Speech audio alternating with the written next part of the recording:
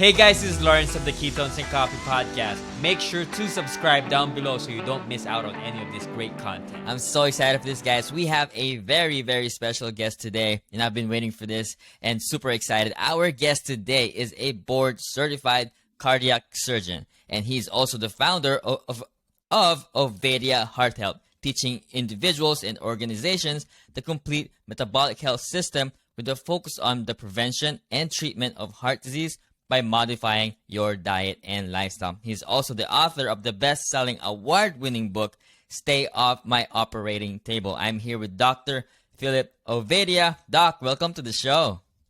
Great to be here with you, Lorenz. Really excited to have this conversation with you and your audience and to discuss what they can be doing to help them stay off my operating table.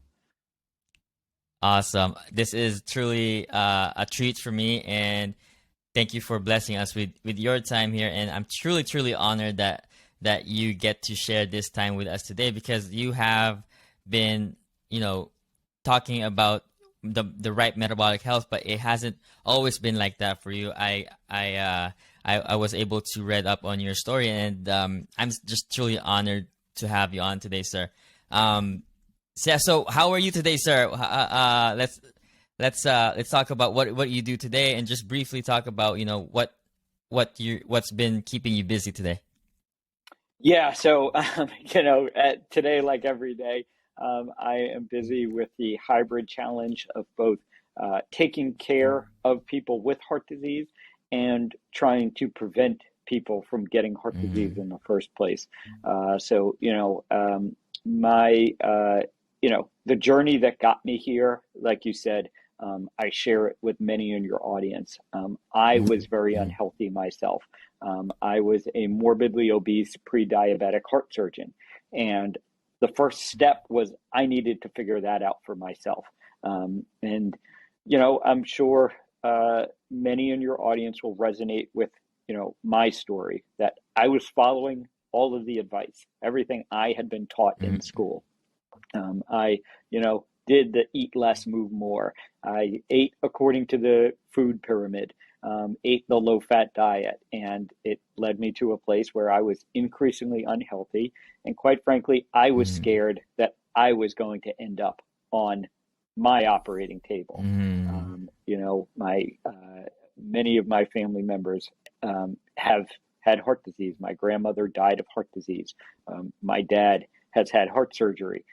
So I saw myself heading down the same pathway, and I was at a loss what to do. But thankfully, I started to come across some different ideas, some different information. Hey guys, let me tell you about this delivery service that's been a total game changer for my lifestyle. Did you know that it's now possible to get local, fresh groceries delivered right at your doorstep? Well, Instacart gives you unlimited grocery delivery for one low monthly fee. And if I can avoid buying non-keto friendly items from supermarkets who psychs you into buying unhealthy foods, plus if it saves me a lot of time and money, sign me up. Instacart is hand-selected by shoppers based on your preferences, so no more rock-hard avocados, and they will keep your eggs safe too. And Instacart will find everything you usually buy and get smart suggestions for new items. And you can get your first order today delivered for free when you purchase over $35 by following the link on the show notes below to let Instacart know that I sent you and to help to support the show. Instacart, never step foot in the grocery store again. My journey really started when I heard Gary Taubes speak at a conference that I was attending. And of course, this was right when he had written The Case Against Sugar. And of course, prior to that had written Good Calories, Bad Calories, Why We Get Fat. And, those concepts that he spoke about were new to me. I read his books. I immediately, went down the low carb pathway. I had great success, ultimately losing over 100 pounds, reversing my pre-diabetes. And more importantly, I came to recognize that, this could help my patients, that our approach to heart disease was wrong, and it was failing, and we need to do a better job as physicians, as the healthcare system, to address, this problem. So I That agree. has led me to a place now where, I now work to keep people off my operating table, Mhm. and, also That's continue to, that's awesome. yeah. Mhm. Yeah, that's awesome, sir. And sorry to cut you off there, but it's not every day that I get to interview medical doctors on the nutrition side of health. And you talked about today, and along with your book, you teach individuals, all about the metabolic health system and how these people can actually proactively, prevent heart disease. This is huge because, you know, again, for me, I don't hear a lot of medical doctors talk about the lifestyle prevention or intervention on the side of health, because it's just there are not a lot of you guys, and that's why I love that you're here today to talk to my listeners, because you have such a amazing story that you were able to now use and link what we're eating, the lifestyle that we have, to the major, heart disease is the number one killer in the states today. And you talking about this topic, we can now right the wrong and shed some light on, maybe preventing the disease. And from treating patients with heart disease, you turn to nutrition to help prevent it, and which is amazing to me.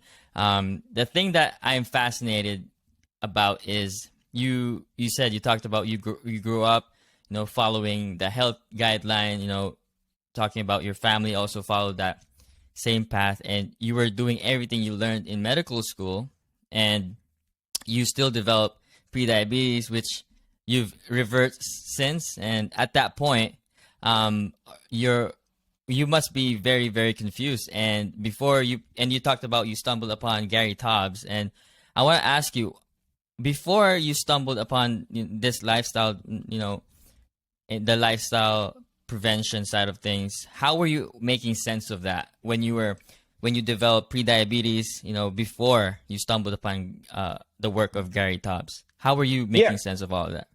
I think I fell into the same trap that most people and many physicians fall into. Just that this is a genetic problem. As I said, my grandmother has heart disease. Mm, My father has heart disease. mm, Obesity runs in my family. It must be a genetic thing because I'm trying what I've been told mm, is supposed to work, and it's not working. The other, part of that discussion becomes, well, I must not be doing it well enough. I must need to do it harder. I must mm, need to do it better. Which is another tactic that, quite mm. frankly, physicians often take with patients. We give patients advice. The advice doesn't work. It must be because the patient didn't follow the advice correctly. Follow And through, yeah.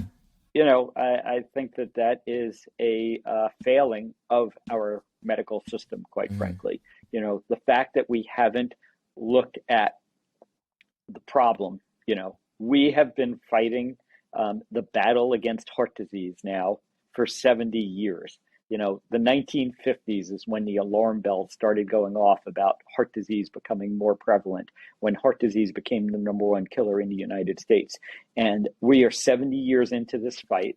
mm, We have been giving the same message essentially for the vast majority of that time, that it's saturated fat that causes heart mm. disease, that we need to lower, our blood cholesterol levels. We need to eat less Cholesterol. fat, and Mm, that will prevent heart disease. But the mm, evidence is exactly the opposite, because we do eat less fat, we do eat less saturated fat. Our cholesterol levels are lower, and yet heart disease is still the number one killer.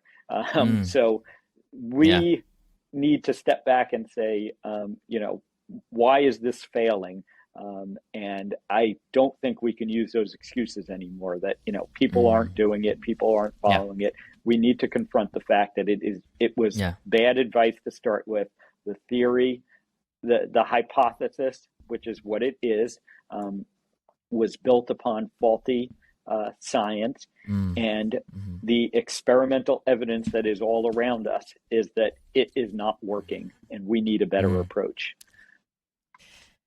Let's get back to that. I believe this is crucial to this discussion, Doc, because the topic of cholesterol, and I think we can shed some light to this topic, and a lot of people are confused. The truth about cholesterol, and my first reaction to this is I'm heartbroken because we talk about heart disease being the number one cause of death in the United States, and I understand that medical doctors are following an old guideline, and how are they not connecting the dots like you did? Well, quite frankly, the challenge for physicians is twofold. One is they are quite frankly overwhelmed taking care of all the sick people. They are the healthcare system. Physicians are struggling to keep up with how sick people are, how many sick people there are, and so they don't have time to step back and think about why do we have so many sick people. What should we be doing different to prevent that? And then the education system for physicians, the healthcare system that physicians are working in, also kind of force them into this, groupthink. I mean, it is literally dogma that, high cholesterol causes heart disease. And you can't question that. There are guidelines, that physicians, in many ways are forced or heavily incentivized to follow, that say, you need to lower a patient's cholesterol. And there's a whole discussion behind how those guidelines came to be, but that is the environment that doctors are working within. And so, I don't put all of the blame on the physicians, but if physicians don't start waking up and don't start questioning these narratives, exactly, it leads us as the physicians into a bad place, just as it's leading the patients into a bad place. So for any physicians, doctors, medical doctors that comes across this information and choose to brush it off, that's criminal to me. Is that harsh assessment? Is that a harsh assessment, doctor? Well, yeah, I would say once you know about this, if you don't act upon it, if you don't, put that into your practice, yes, I think that is, ethically, wrong as a physician. Our first responsibility as a physician is to take the best care we can of the patient. So once you're aware of the information, once you see what, the results of changing your diet and lifestyle can do, if you don't act upon that, you are at fault. But realize that most physicians don't see this information.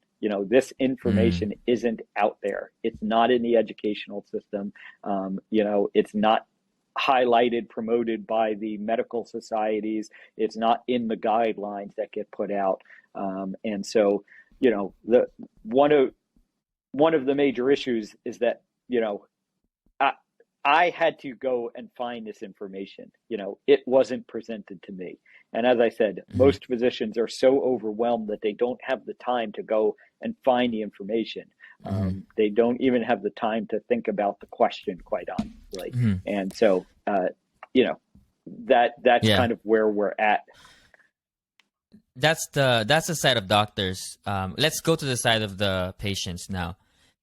Patients rely on their doctors, and I know we say just change your doctor if you're not confident in your doctor anymore, but people are not adamant to changing their positions, and that's a fact.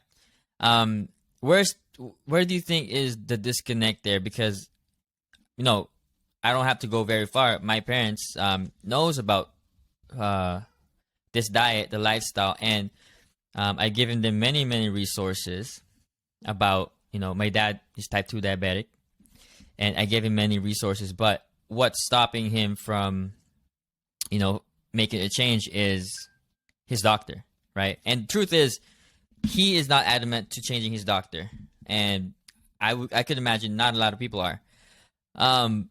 But what could the patient do if they know this information but their doctor isn't willing to and maybe advise against it?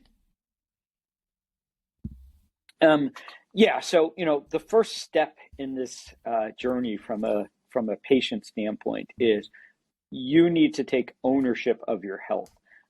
You need to take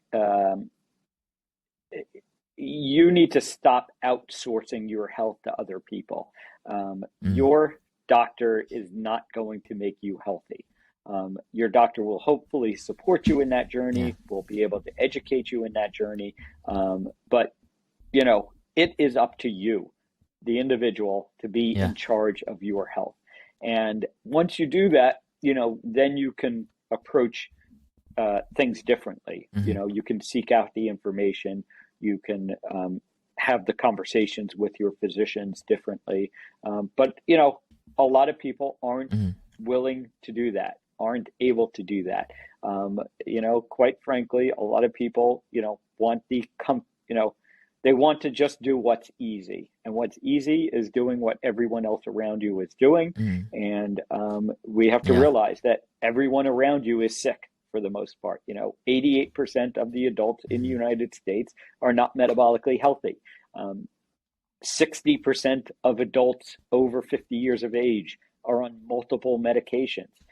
So, if you do what's easy, if you just do what's around you, you're going to get those same results. There's no reason to think you would get different results from doing the same thing. And so you're going to end up sick just like everyone else around you.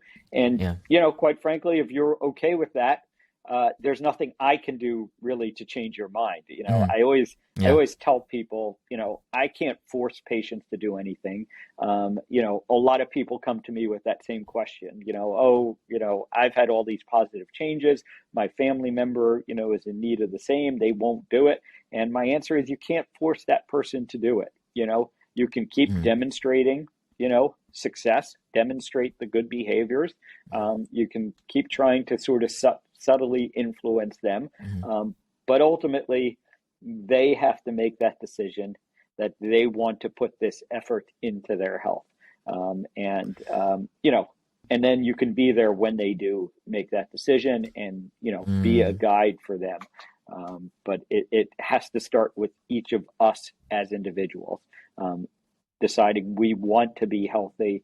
We are going to take control of our health. So this is why I'm very grateful for your work, Doc, because at least somebody with a platform like yours is willing to right the wrong here.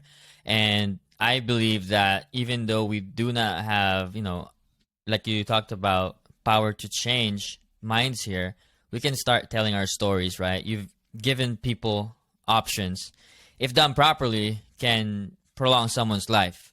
And again, we talked about heart disease being the #1 cause of death in the United States.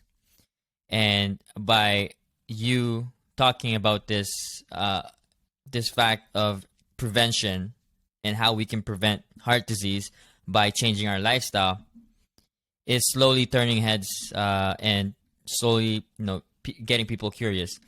Dr. Philip Ovadia wrote a book about all of this. Title of the book is Staying Off My Operating Table. We have a limited time here, guys, so I'd like to get to some questions here, as many as we can. Let's get to the major issue here. So everyone listening right now, I think, is thinking the same thing. People get turned off by keto or carnivore because of the issue of saturated fat, red meat, cholesterol. What have you taught your clients about this, and why shouldn't they be so afraid of eating red meat on a keto diet? Yeah. So, the bottom line is that there is no high quality scientific data that links the consumption of red meat to heart disease. Full stop. And anyone that wants to challenge me on that, I'm open to that discussion. We have weak epidemiologic data is the only basis for that, that theory.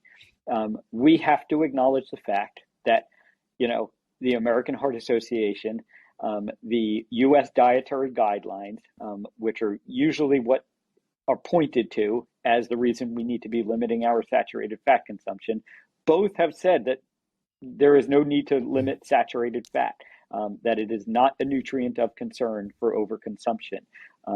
And this, but they did so, and they didn't really publicize that. For 30 to 40 years, they had the saturated fat needs to be limited. Saturated fat needs to be limited, and then they just sort of quietly backed away from that. But they didn't promote that fact. So again, most doctors are unaware that those limitations are no longer in the guidelines. The diet heart hypothesis. And again, realize that it is a hypothesis. It has not been proven. But the diet heart hypothesis that says that the more saturated fat, the more dietary cholesterol that you consume leads to higher blood cholesterol levels, and those higher blood cholesterol levels then lead to heart disease, is flawed on many fronts.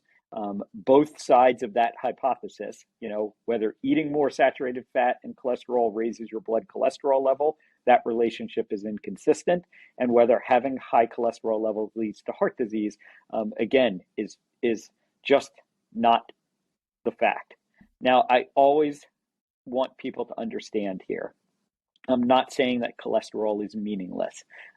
What I'm saying is it's not the primary driver of heart disease, and therefore focusing on it as our primary tool to prevent heart disease is not going to work, does not work. Again, the evidence is all around us.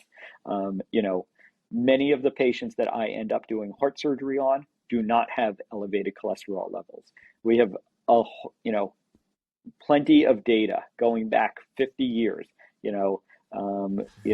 Studies from before statin drugs were around showed that half of the patients that came into the hospital with a heart attack did not have elevated cholesterol levels. It was a 50-50 shot, literally. So, anyone looking at this logically would say, okay, cholesterol isn't the whole story.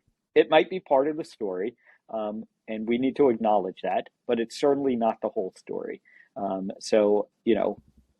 Eating red meat does not cause heart disease. Saturated fat in the diet is not the cause of heart disease. And that should not be our primary focus. I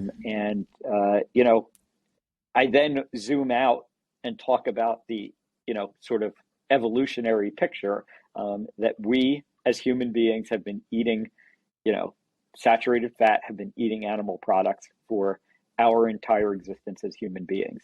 Heart disease was basically undescribed or very, low incidence until about 100 to 150 years ago. The animal products, the saturated fat in the animal products didn't change 100 and 150, to 150 years ago. Something else changed in our diet. And, we now know that something else is processed food, basically. So that's what we should be looking at as the primary dietary driver of heart disease. So cholesterol is not the whole story there with heart disease, like Dr. Ovadia alluded to. And, what is the real cause? What's the real cause? And again, Doc, you talked about processed foods. What else can be causing heart disease? What else can we start looking into? What have you taught your patients to avoid in these scenarios? Yeah, so we look at really two things. So the first thing I look at is metabolic health, insulin resistance.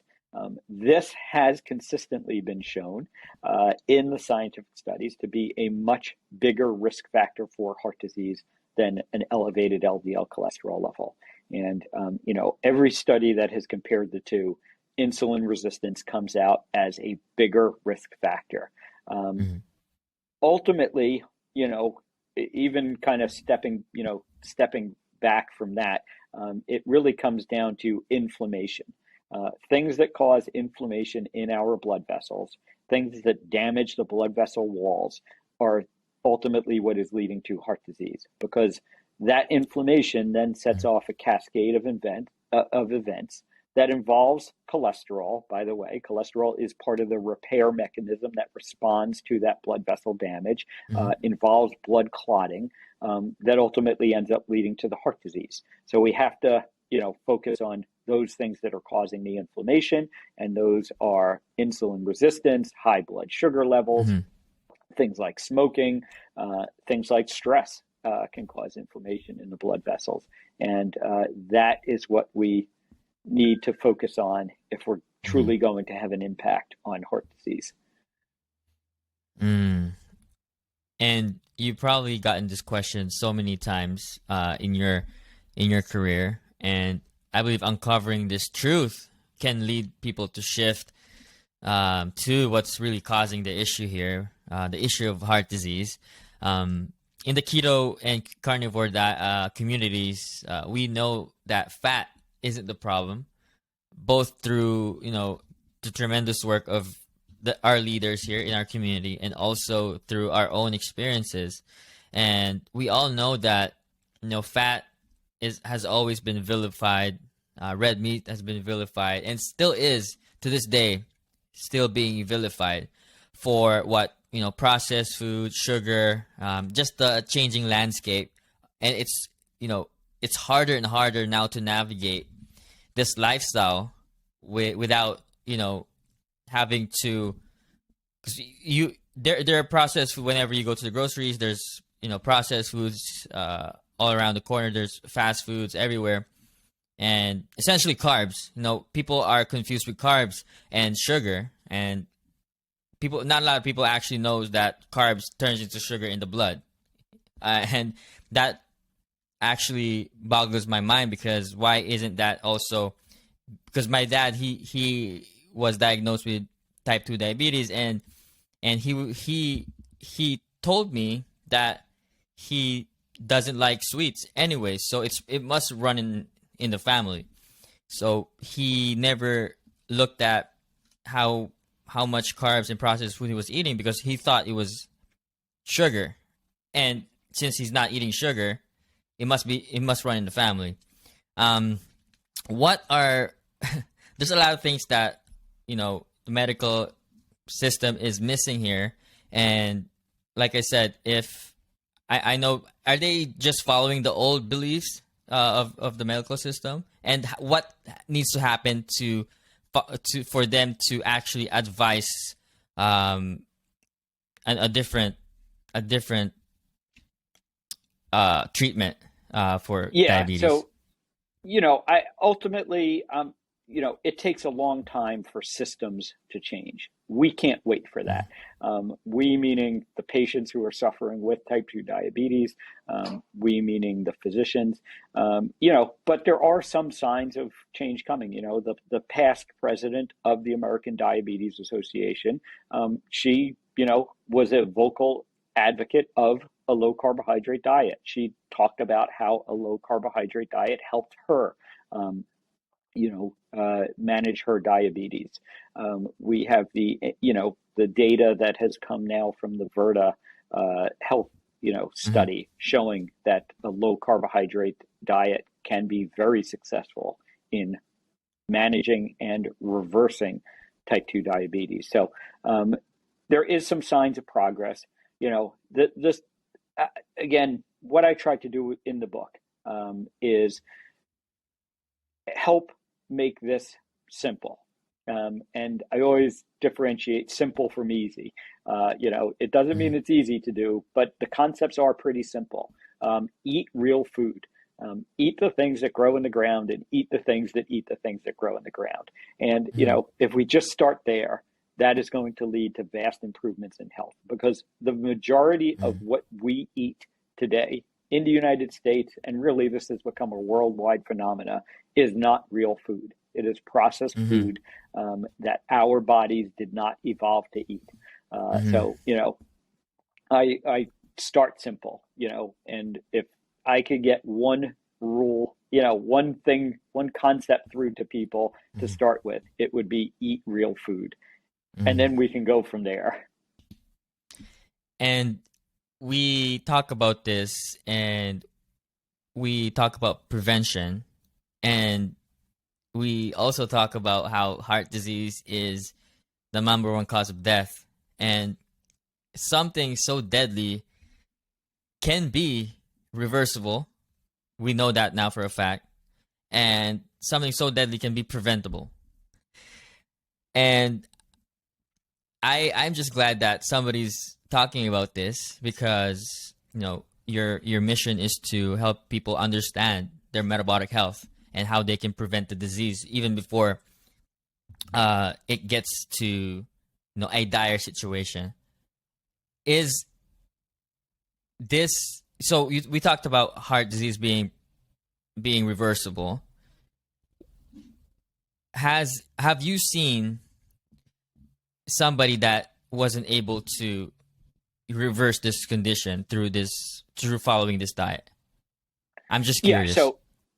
Certainly there are situations where there's been too much damage already done, and you can't undo that. Now, that doesn't mean you can't improve, but you may not be able to undo it. So, for instance, now the patients who do end up on my operating table, the discussion I have with them is, you have advanced heart disease.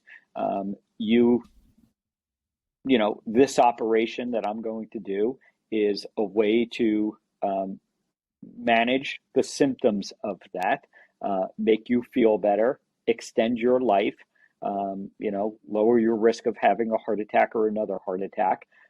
But it is not addressing the underlying problem that led to you developing the heart disease in the first place.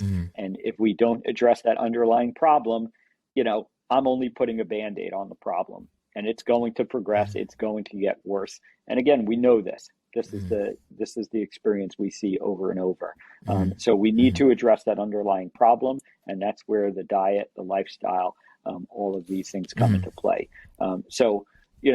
Yes, I've seen many situations where people have been able to improve, have been able to, in some cases, lower coronary artery calcium scores, for instance. But, that doesn't mean that we can undo everything. I don't want to give people that false impression that, if you have advanced heart disease already, that, just change your diet and you can ignore the advanced heart disease that you have already. But if you don't have advanced heart disease, I think the best way to prevent it is by addressing your diet and lifestyle. So let's stop the damage from getting worse is the first priority, and then let's see what we can do to improve the situation. I'm so curious on when you started to shift to more of the prevention treatment. I'm curious on, because you have colleagues that you work with. I'm curious on what type of feedback have you gotten since, if you can go back to, was it 7 years ago that you made a change? Yeah, it's been 7 years now since I made this change. I have obviously gotten healthier. So, my colleagues oftentimes, respond to that. And, especially the ones that knew me then and now, know me now.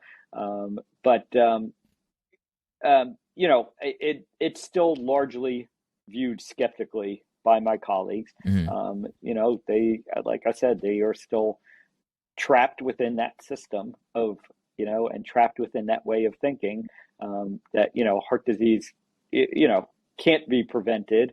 Heart disease, can't be managed only by diet and lifestyle, all of these things. I just do what I can, like I said, similar to not being able to convince the patient who doesn't want to, change their health, that they can change their health. I can't convince my colleagues that don't want to change their way of thinking to necessarily change their way of thinking. But I just continue, that won't stop me from helping the patients that I help and, helping as many as I can. And a lot of them are open to it. I do have, physicians that I work with, nurses that I work with, other healthcare practitioners that I work with who are open to this and are curious. Perhaps they are struggling with their own health problems. And, I say, maybe you should try this. Maybe you should think about this and, subtly start to influence them. The community of physicians who are talking about metabolic health, low carb diets, is growing. I go to the conferences. There are more and more physicians there from more and more different, specialties there. And so there is hope. This movement is gaining traction. And, we can keep moving forward. Like I said, we can't wait for the system to change. We just have to, each one of us as individuals, needs to keep working on this problem for ourselves. And when enough individuals start questioning these things, that is ultimately how change occurs. For me, it only takes one to talk about this, and you definitely one that are, very much a leader in this space and somebody who has written a great book about understanding how we can prevent and prolong our life, basically. And doctors who takes the time to explain nutrition is so uncommon, and that's why I am just so glad that you I think your experience with your own health has led you to your mission today, helping other people reverse their condition as well.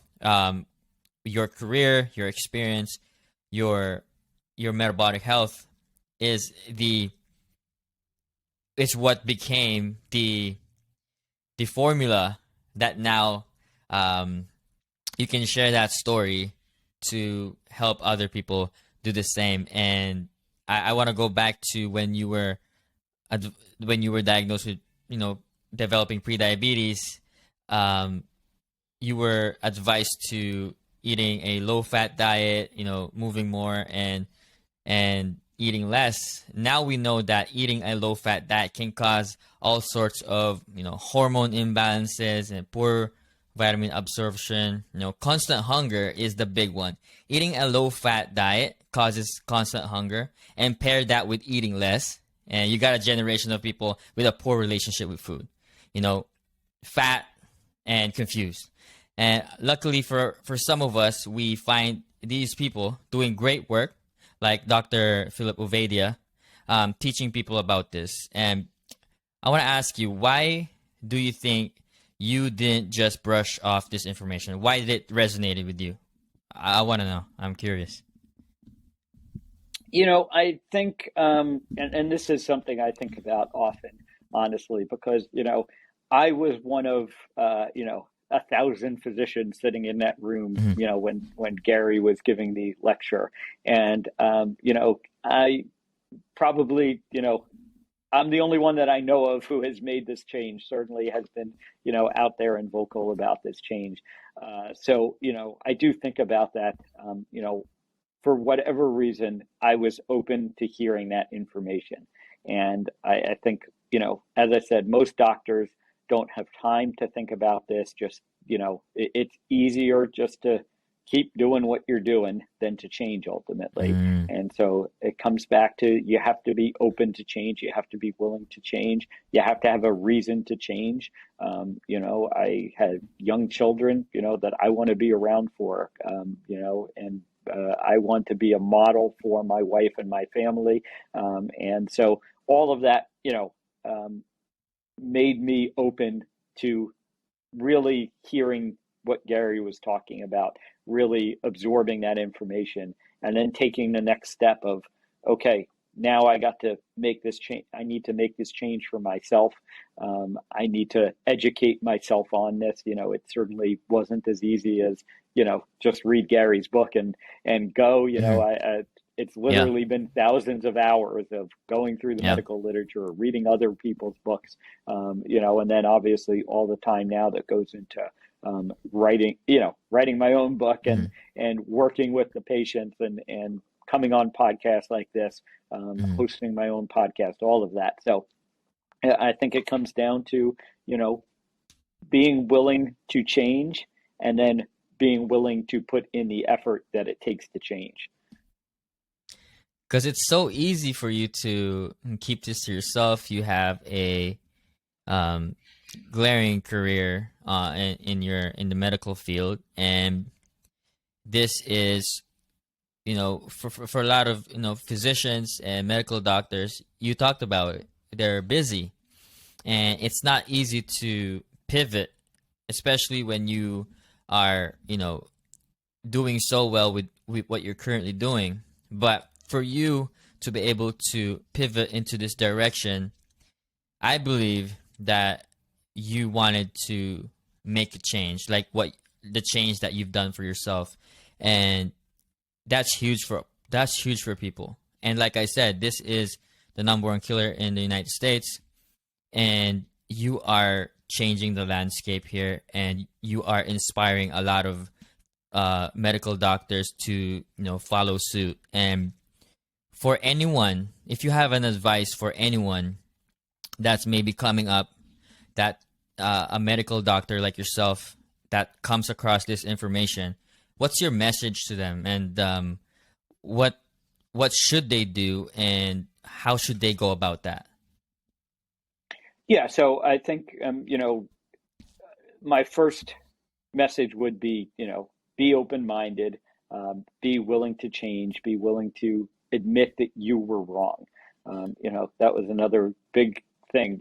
I can admit that what I was doing before was wrong. It was the only thing I knew to do at that time, but now I know differently, and now I can say that was wrong. And I know that I am a much better physician today.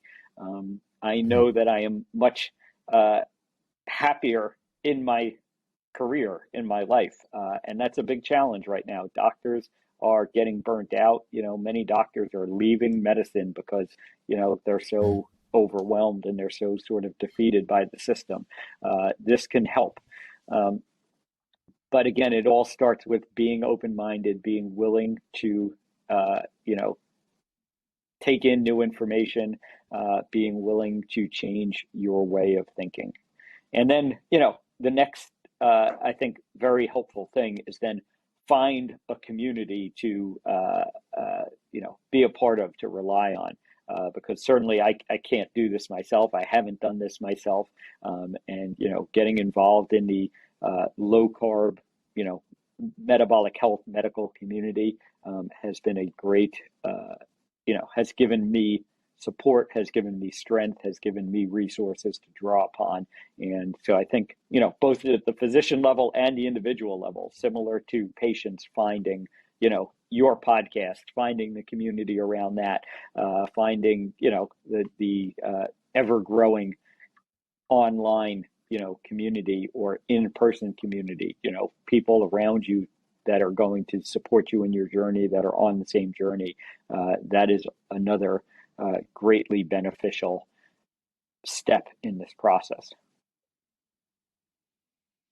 I love that so much. I am definitely confident that, to anyone that's going to come across your work, given your stature, given your experience as a medical doctor, given your story, you have the ability, sir, to change someone's mind, to shift their mindset into finally making a change, because you have that education, you have the experience, you also have the story, and you have your portfolio with you that you can make a change. And unfortunately, I can't do that. I don't have the background in medicine, but you can. You can definitely make that change, and that's why I'm so happy that you're on here today. Talking about the fact about cholesterol, the truth about what's causing heart disease, and what's ultimately a patient can do to shift their mindset, and also change their life to prolong in their life by just understanding the metabolic health, the complete metabolic health system. you also talk about this on your book, Staying Off My Operating Table. I want to talk about that book for a second here, sir. What has led you to writing that book, and what was your goal in why you wrote that book? Yeah, so my goal in writing the book was to get this information to as many people as possible.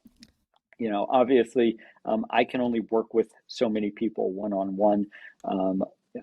I can only, there are geographic limitations. There are all sorts of limitations on who I can work with. So the purpose of the book was to get the message out to a larger audience, and to do so in such a way that it was easily digestible. My purpose for the book wasn't to go through all the science that, supports this way of eating or these ways of eating. It was to try and give people simple, actionable areas of focus that can help them to get to better health, to understand what metabolic health means, how to measure it, and how to implement it into their lives. So I hope I accomplished that so far. The feedback has been very good. The book is selling well, is well reviewed, has won some awards. So I certainly, like I said, I hope I accomplished my goal, and I continue to look for more and more ways to work with more people. I am putting out, if people go to my website, ifixhearts.com, we have courses, online courses that they can take. We are launching a group coaching program that will, again, allow my team and I to work with more people. And I do have my medical practice. It's a telemedicine practice. It's available, throughout the United States, to people who do want to work with me one-on-one on their medical issues. Mm-hmm. We're going to link everything here in the description below, guys. If you want to check out the book, get the book, Staying Off My Operating Table by Dr. Philip Ovadia. I'm just glad that we have an ally here like yourself, sir, that's willing to talk about, the metabolic side of things and prevention, because there's a lot of people suffering out there that think that they are doomed because of their disease, that frankly, we talked about how much this is affected America, US as a whole, and starting with just changing your lifestyle, you can make a difference. So thank you so much. Where I know, where can people find you, sir? The easiest way to find you. Yeah, so ifixhearts.com is the website. On Twitter, which is where I'm most active on social media, I'm at ifixhearts as well. And, the website has the rest of the connections, the connection to my medical practice, the book, the courses, the group coaching program that is launching as we record this. So I encourage people to reach out to me there. Thank you so much, Dr. Philip Ovadia, for sharing your story here, and for just getting the word out there and helping other people reverse their heart disease. So I'm gonna have to re-listen to this episode, guys, and make sure you've written down some notes, because there's a lot here that are very valuable. Lots of nuggets of information here. So, Doc, thank you so much, sir. I appreciate you. Thank you for having me on.